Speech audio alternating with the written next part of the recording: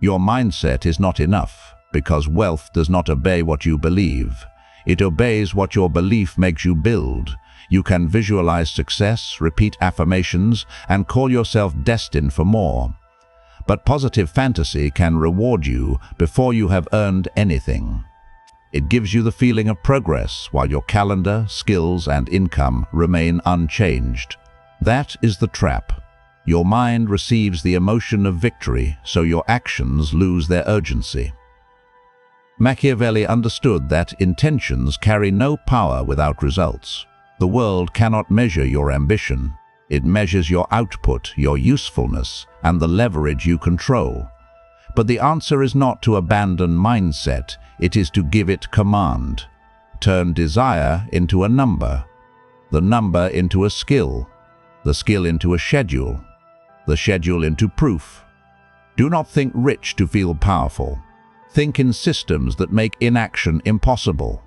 Because every year you confuse belief with construction, another man with less potential but more proof moves ahead of you. And before you defend your mindset, understand this. Researchers Heather Capps and Gabriele Oettingen found that positive fantasies about idealized futures can reduce energy compared with fantasies that question the desired future, negative fantasies, or neutral fantasies. In plain language, the fantasy can sedate the fighter before the fight begins. That sentence should disturb you, because many men are not being destroyed by negative thinking. They are being destroyed by positive thinking that never becomes construction. They watch one more video and feel awake. They write one more goal and feel serious. They repeat one more affirmation and feel chosen. They imagine the money, the respect, the silence of people who doubted them, the moment their family sees the result and has nothing left to say. Then the day ends. No offer was made. No skill was sharpened. No page was written. No product was improved. No pitch was sent. No public proof was created. The emotion was consumed, but the world was not changed. This is why mindset alone is dangerous. Not because belief is useless, but because belief can become a private drug. It can make you feel like a powerful man, while your visible life still gives the world no reason to update its judgment. You do not get paid for what you believe in silence. You get paid for the value you can prove under pressure. Now look at James Dyson. His pressure was not a lack of inspiration. His vacuum lost suction. The bag clogged. He had a problem in front of him, not a vague dream, not a spiritual vision, not a sentence written on a wall. A concrete irritation, a machine that failed. So he built a rough cardboard cyclone prototype. Then he kept iterating. Dyson's own account says it took 4 years and 5,127 prototypes before the first cyclonic vacuum cleaner was ready for production. Major manufacturers rejected the design before the DC-01 launched in 1993. There is your first lesson. The poor man protects the feeling. The dangerous man protects the process. Dyson did not think and get rich by imagining applause. He thought, then built, tested, failed, adjusted, repeated. His first proof was not confidence. It was a prototype. And this is the question most men avoid, because it strips away their poetry. If your mindset is so powerful, where is the proof? Not the dream, not the quote you saved, not the private belief that you are different. Where is the visible evidence that your belief has taken command of your behavior? Because hidden ambition does not force the world to respect you. Hidden ambition is cheap. Every man has a hidden version of himself that looks powerful in imagination. Every man has a private empire. Every man has a future version that is rich, respected, calm, attractive, disciplined, and finally understood. But the calendar tells the truth. The bank account tells the truth. The skill level tells the truth. The output tells the truth. The market does not care how intense your inner world feels. It asks a colder question. What have you produced that reduces someone else's pain, creates value, saves time, increases status, makes money, solves a problem, or proves that you can be trusted with more responsibility. Machiavelli wrote that it was better to follow the real truth of the matter than the imagination of it. That sentence destroys half of modern self-improvement. The imagination of the matter says, "I am destined." The real truth of the matter asks, "What did you produce today?" The imagination of the matter says, "I am becoming rich." The real truth of the matter asks, "What skill did you sharpen? What offer did you make? What asset did you build? What result did you create?" This is where most ambitious men are exposed. They are not lazy in fantasy. They are not weak in imagination. They can picture the money, the apartment, the car, the freedom. The moment they walk into a room and no longer feel small, the moment their family stops speaking to them like they are still the old version, the moment their friends realize the joke was on them. But fantasy does not create pressure. It often removes it. It gives the nervous system the reward before the body has paid the price. And when your mind receives the reward too early, your hands become slow. Here are the stakes. If you misunderstand mindset, you will lose years. You will confuse intensity with discipline. You will confuse learning with building. You will confuse visualization with strategy. You will confuse wanting a different life with becoming the kind of man who can create one. And the most dangerous part is this: you will feel like you are improving while remaining fundamentally unchanged. That is the silent prison, not failure. False progress. Failure at least gives feedback. Failure tells you where the machine broke. Failure reveals the weakness in the offer, the flaw in the skill, the missing repetition, the weak positioning, the gap between your intention and reality. False progress gives sedation. A man can spend 5 years consuming content about money and still have no monetizable skill. He can talk about abundance and still avoid sales. He can claim he wants freedom and still waste his evenings like a man owned by comfort. He can call himself misunderstood while giving the world no measurable reason to understand him differently. This is why mindset alone is not enough. Mindset is the beginning of command, not the completion of it. Napoleon Hill's Think and Grow Rich became famous because it told men that thought matters. The original message had power because it attacked passivity. It told men that the mind is not a decoration. It is a force of direction. But the weak reader misunderstood the book. He thinks the phrase means think rich and wealth will arrive. No, the strategic reader hears something colder. Think with enough clarity that your behavior can no longer escape your ambition. That is the difference between fantasy and command. Fantasy gives you a future you can emotionally enjoy. Command gives you a present you can no longer betray. This is the moment where the unsupported man must become honest with himself. Maybe your family did not believe in you. Maybe your friends mocked the goal. Maybe society ignored you because you had no money, no network, no title, no polished image, no visible signal of importance. Maybe less capable men moved ahead because they had better connections, louder mouths, stronger social positioning, or inherited confidence. All of that may be true, but none of it removes the central law. Power obeys evidence, not desire, not pain, not potential, evidence. Machiavelli wrote that men judge generally more by the eye than by the hand, and that everyone sees what you appear to be, few really know what you are. That is not only politics, that is the market, that is reputation, that is social status, that is money, that is how opportunity moves. People do not see your hidden potential. They see your signals, they see your work, they see your proof. They see whether you are useful, scarce, consistent, and difficult to replace. The world does not owe you belief because you feel different inside. If your value is invisible, the world treats it as non-existent. That line may feel cruel, but it is freeing, because once you understand it, you stop begging people to see what you have not yet made visible. You stop wasting energy explaining your ambition to people who judge through old evidence. You stop waiting for emotional permission from people who do not control the battlefield. You stop turning every doubt into a wound. You start asking the only question that can change your position.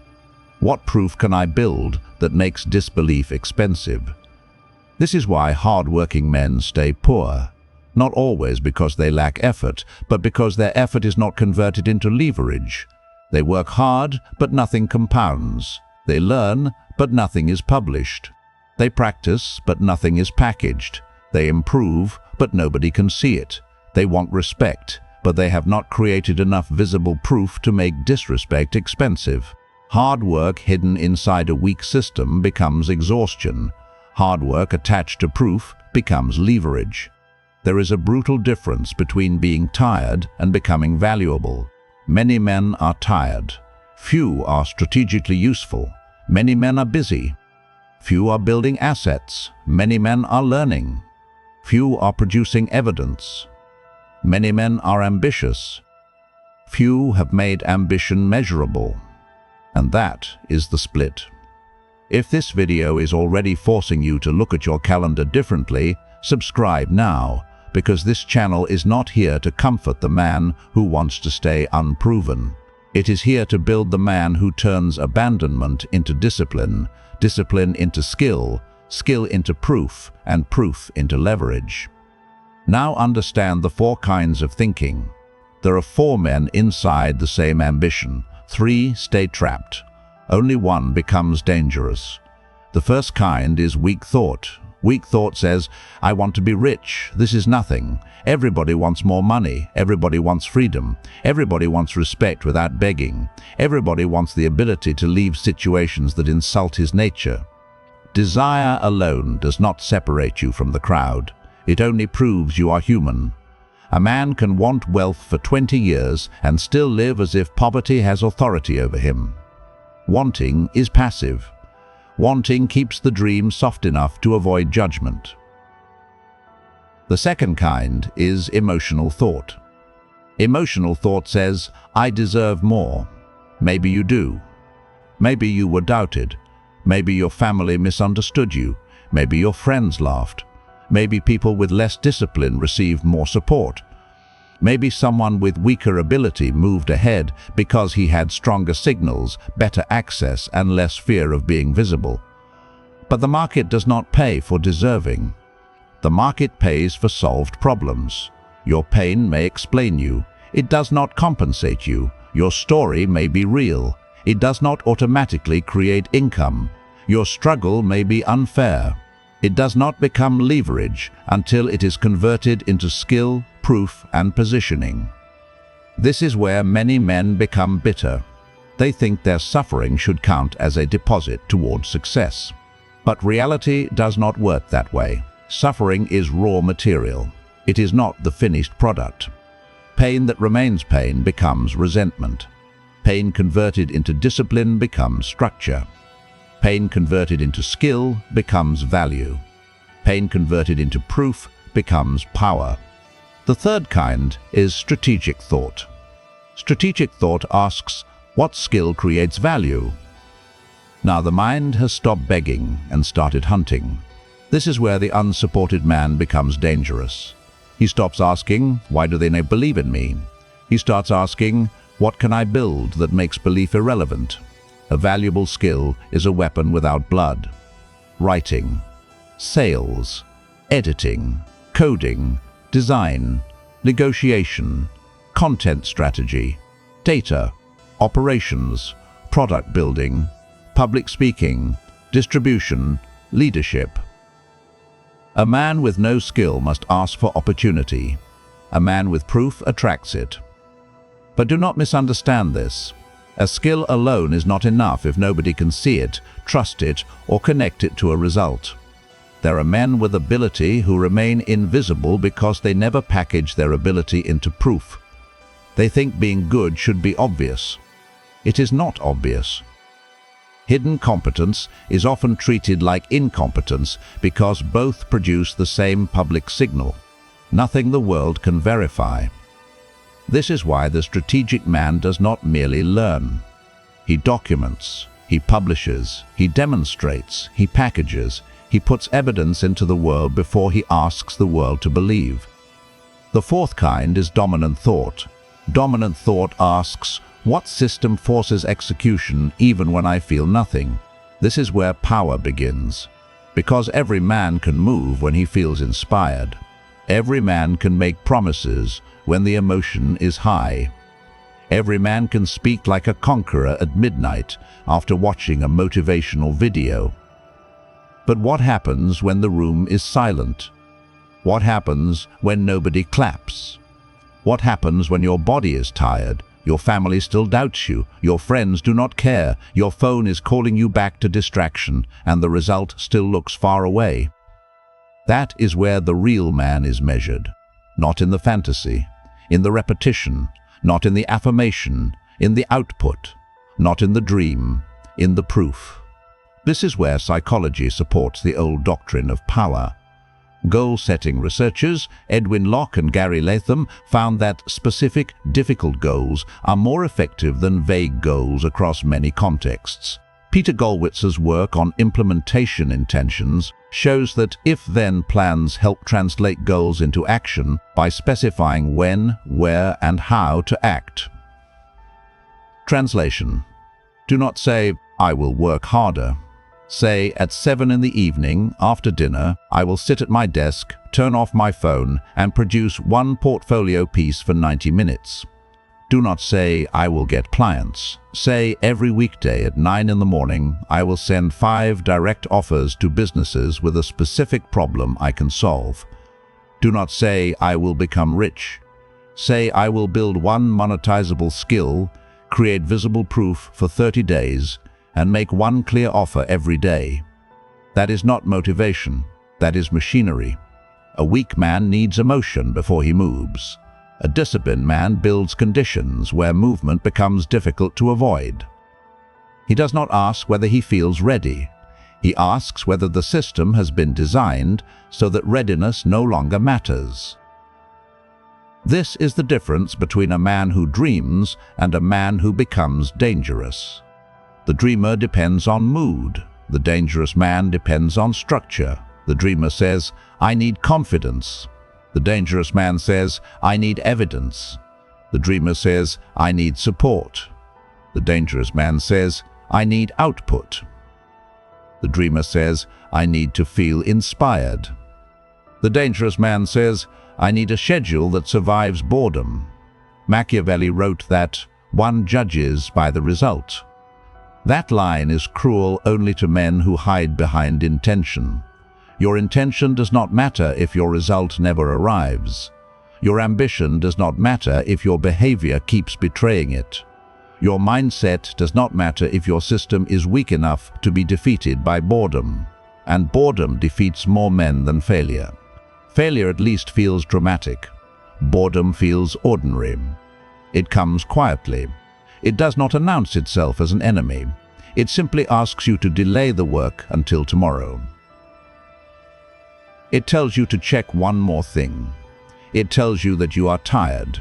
It tells you that you have already learned enough today. It tells you that preparation counts as progress. It tells you that you deserve comfort because life has been hard. Then months pass. Then years pass. Then the man who once spoke about destiny is still explaining why the time was not right. This is why unsupported men cannot afford vague ambition. A man with a safety net can waste seasons. A man with inherited access can recover from delays. A man with a strong family network can make mistakes and still land on something soft. But if you have no support, no network, no financial cushion, and no one coming to rescue you, then vagueness is not harmless. Vagueness is expensive. Comfort is expensive. Distraction is expensive. Overthinking is expensive. Validation seeking is expensive. Every night you avoid the work, you are not only losing time, you are training your nervous system to associate pressure with escape. And a man who escapes pressure cannot build power. Look at Sarah Blakely. Before Spanx, she sold fax machines door to door. Forbes reports she started Spanx with $5,000 in savings from that sales job, spent years planning and building the product, and later built it into $1 billion company. Her pressure was not romantic. Rejection. No fashion empire behind her, no guaranteed approval, no permission slip from the market, no crowd cheering at the beginning. Her action was practical. She turned a personal problem into a product. She protected the idea. She sold, she pitched, she refined, she kept ownership. Her first proof was not a perfect business plan. It was a product she could put in front of the market. There is the power lesson. The world cannot reward the idea you are too afraid to expose to friction.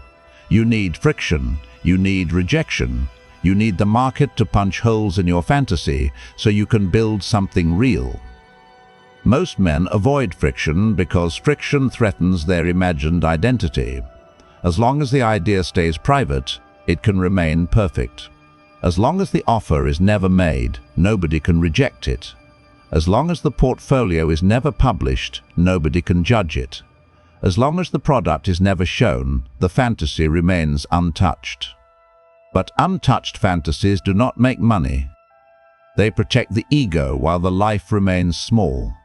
If you want power, you must stop protecting the imaginary version of yourself and start building the visible one.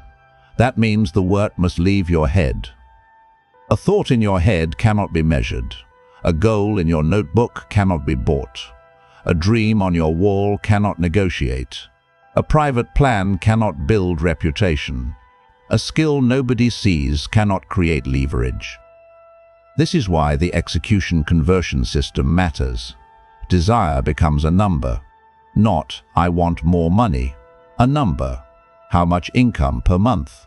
How much savings? How much debt removed? How much revenue? How many clients? How many videos? How many portfolio pieces? How many product improvements? How many measurable outputs? The number removes fog. Fog is where weak ambition hides. Fog allows a man to feel serious without being accountable.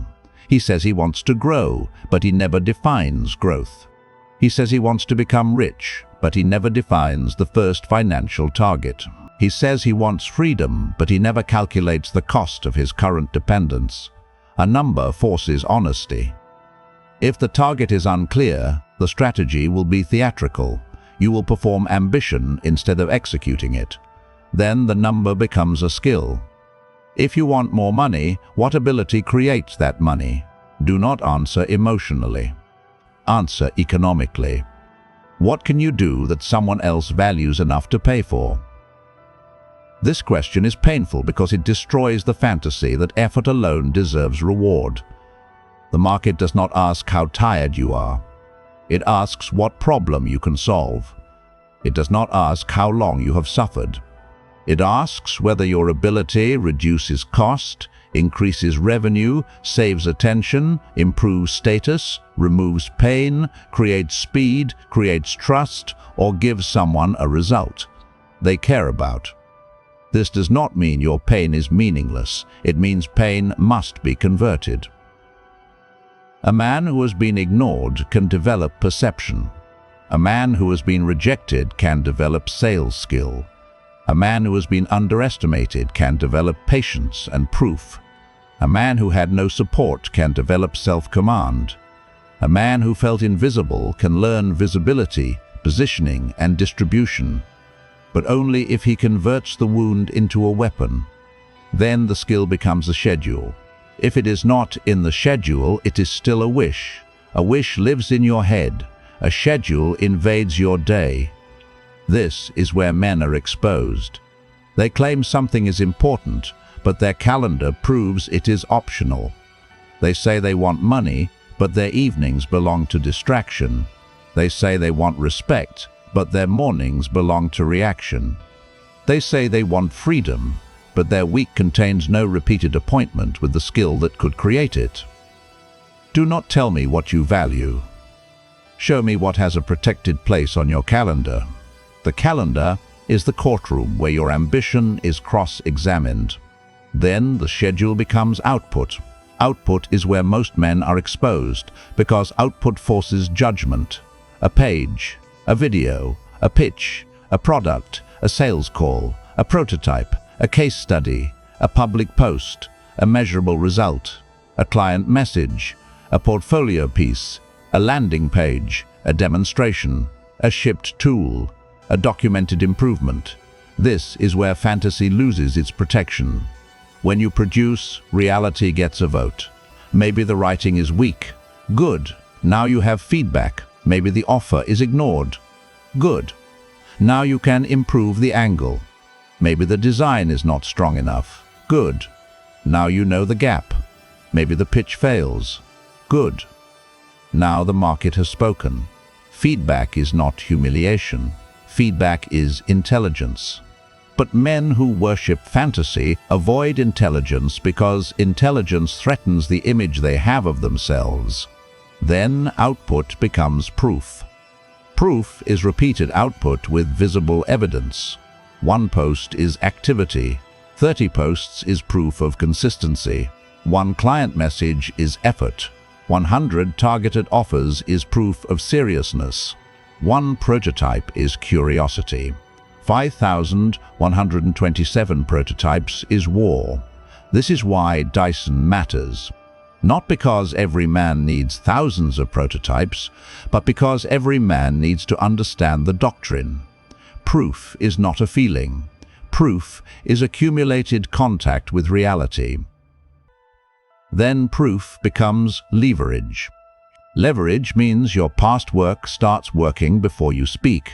Your portfolio speaks, your reputation speaks, your results speak, your content speaks, your network speaks, your system speaks.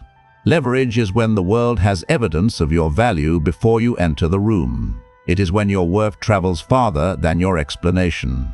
It is when your proof reduces the need for persuasion. It is when your visible record makes your ambition less debatable. And finally, leverage becomes income.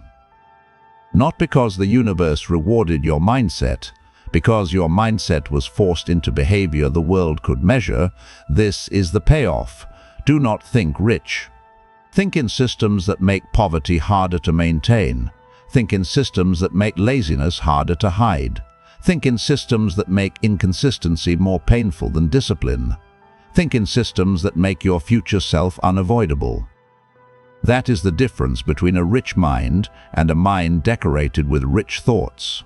A rich mind does not merely imagine money. It chooses a battlefield. It defines the target. It identifies the skill. It protects the schedule. It produces output. It creates proof. It builds leverage. It repeats until the old identity loses authority. Machiavelli warned that there is nothing more difficult to take in hand than introducing a new order of things, because the old order has defenders and the new order has lukewarm believers.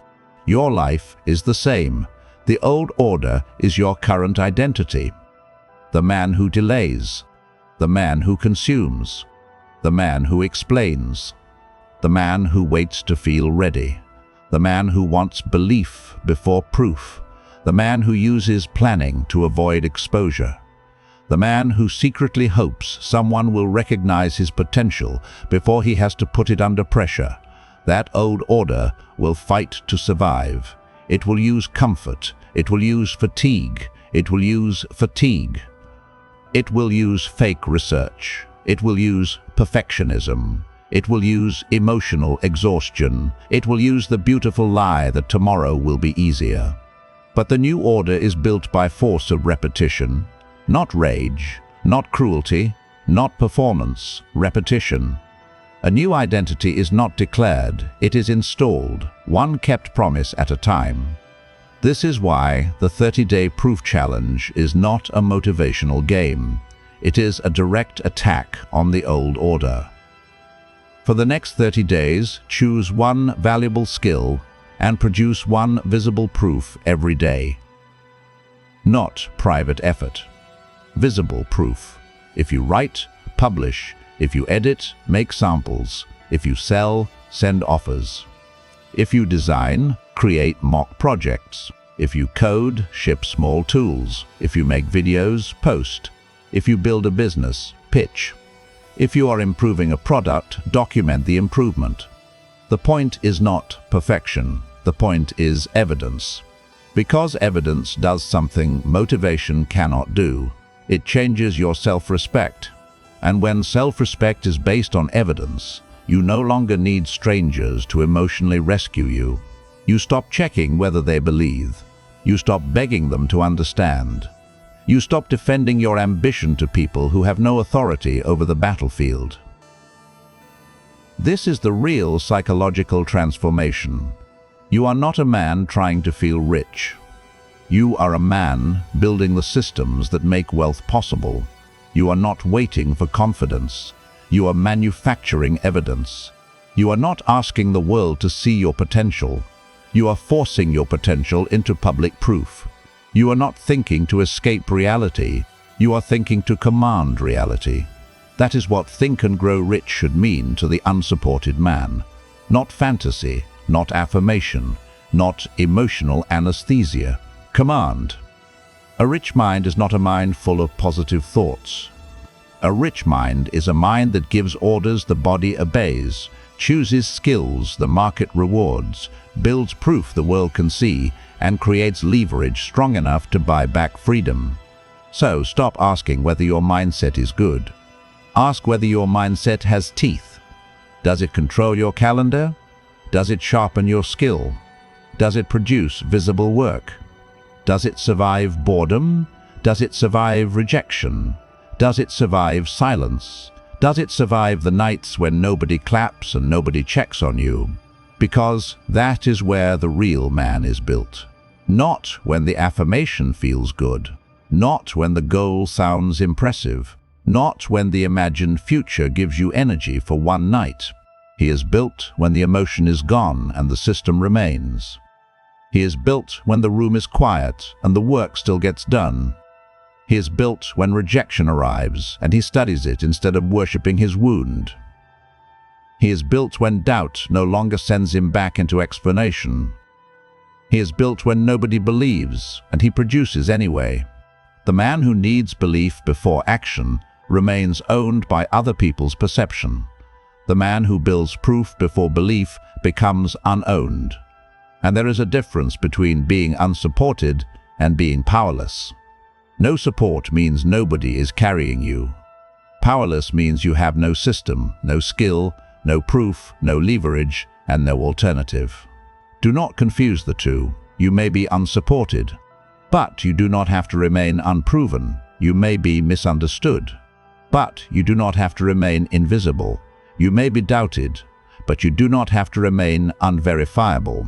Your job is not to convince everyone early. Your job is to build so much evidence that the argument becomes unnecessary. This is where the game changes. The world will not always become kind when you improve. People may still doubt you. Some may ignore you longer than they should. Some may only respect results after they are too obvious to deny. Some may pretend they always believed. Some may quietly resent the evidence because your discipline exposes their excuses. None of that matters. The goal is not universal approval. The goal is freedom from needing approval to move. That is why proof is superior to validation. Validation asks others to confirm who you are. Proof forces reality to record what you have done. Validation can disappear when people change mood. Proof remains. Validation can be withheld by people who benefit from your insecurity. Proof compounds. Validation makes you dependent. Proof makes you dangerous. So the next time you feel the urge to tell people what you are going to become, stop. Ask what you can build instead. The next time you want to defend your ambition, stop. Ask what evidence would make the defense unnecessary. The next time you feel powerful after consuming another idea, stop. Ask what output that idea will produce before the day ends. That is the rule. No insight without execution.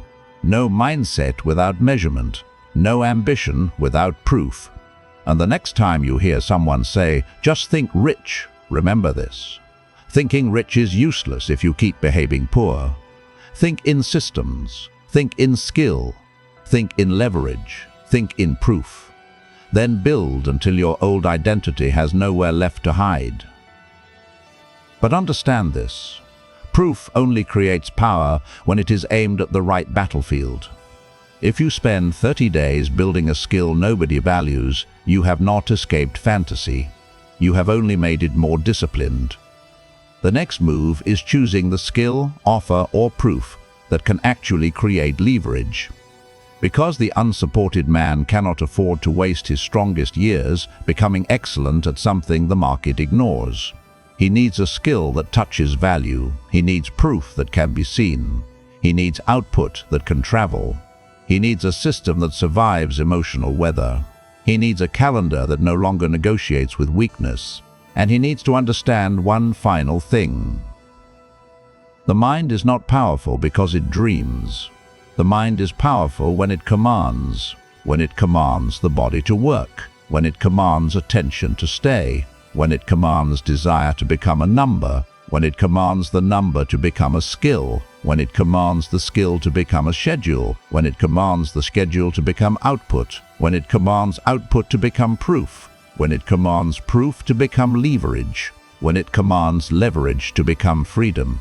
That is the real doctrine, not positive thinking, constructive thinking, not emotional belief, operational belief, not fantasy. Command. Subscribe if you are finished using mindset as an escape from execution. This is where unsupported men learn to stop asking for permission and start building evidence. Build the proof, choose the battlefield correctly, and move like a man whose future is no longer waiting for approval.